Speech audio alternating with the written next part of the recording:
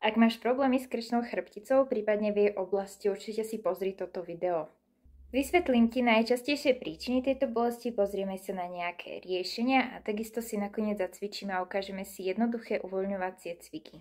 Najlepšie je, že tieto cviky môžeš vykonávať hocikedy počas celého dňa. Krčná chrbtica je veľmi pohyblivá a permanentne zaťažovaná časť celej chrbtice a vlastne celého nášho tela. Odstupuje a upína sa na ňu množstvo svalov, ktoré často bývajú preťažené, skrátené a napnuté. Tieto svaly spájajú krčnú chrbticu s inými časťami chrbtice, s rebrami, lopatkami a lebkou. Taktiež z nej vychádzajú nervy, ktoré inervujú celé horné končatiny. Preto bolesti môžu byť rôzneho charakteru a môžu sa prejaviť na hociktorom z týchto miest. Ideme sa spolu pozrieť na najčastejšie príčiny bolesti v oblasti krčnej chrbtice. Patrí tu nesprávne a dlhodobé sedenie, hrbenie sa pri používaní telefónov, pozeraní televízie, taktiež pri práci za počítačom alebo hraní počítačových hier a celkovo nedostatok zdravého pohybu. Taktiež problémom môže byť aj nesprávna poloha pri čítaní alebo učení, nesprávna poloha počas spánku. Vplyvom týchto príčin vznikajú svalové dysbalancie v oblasti krku.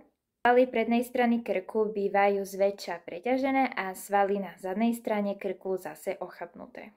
Ako výsledok tejto dysbalancie môžeme pozorovať predklon alebo predsun hlavy. Väčšinou času dňa je krčná chrbtica spolu s hlavou v nesprávnom postavení. Nie je to len estetická záležitosť. V oblasti krčnej chrbtice, lopatky, ramena, kľúčnej kosti prechádza množstvo nervov a ciev, ktoré spôsobujú mnoho nepríjemností nie len v oblasti krčnej chrbtice, ale aj na miestach, ktorými prechádzajú. Ako sa dysbalancie v oblasti krčnej chrbtice prejavujú? Najčastejšie je to stuhnutosť svalov.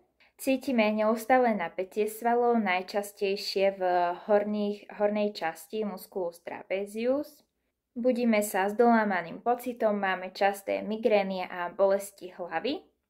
Pociťujeme bolesti v oblasti lopatiek a ramien, alebo rôzne brnenie, nepríjemné pocity pozdĺž horných končatín. Aká poloha je teda správna? O tom sme si niečo vraveli v predchádzajúcom videu a príspevku. Ideme si to zopakovať, čiže ramená ťaháme mierne dozadu a nadol, lopatky tlačíme k sebe, pozor, aby tento pohyb nebol prehnaný. Hlavu ťaháme nahor, ako keby sme sa snažili predĺžiť krk, trošku pritiahneme bradu, aby ušnica bola v jednej línii s ramenným kĺbom, keď sa pozrieme z boku a pozeráme priamo pred seba. Pri stoji by mala byť ušnica, ramenný kĺb, bedrový kĺb, kolenný kĺb a členkový kĺb v jednej rovine. V spánku by mala byť hlava a ramena v neutrálnom postavení.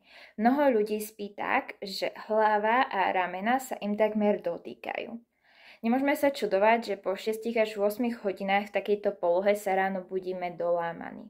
Dajte si na to pozor. Prípadne vyskúšajte ortopedický vankúš, ktorý má práve týmto polohám predchádzať a riešiť takéto problémy. Je jasné, že správne postavenie hlavy a krku nedokážeme mať 24 hodín denne, preto je vhodné mať niekoľko správnych poloh, ktoré budeme počas toho dňa striedať.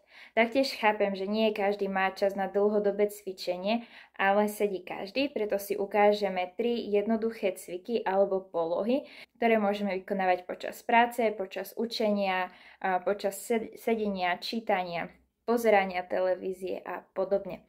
Tieto cviky sú veľmi jednoduché, avšak musíme dávať pozor na spôsob ich vykonávania, len vtedy budú mať zmysel, efekt a len vtedy nám pomôžu zmierniť túto bolesť.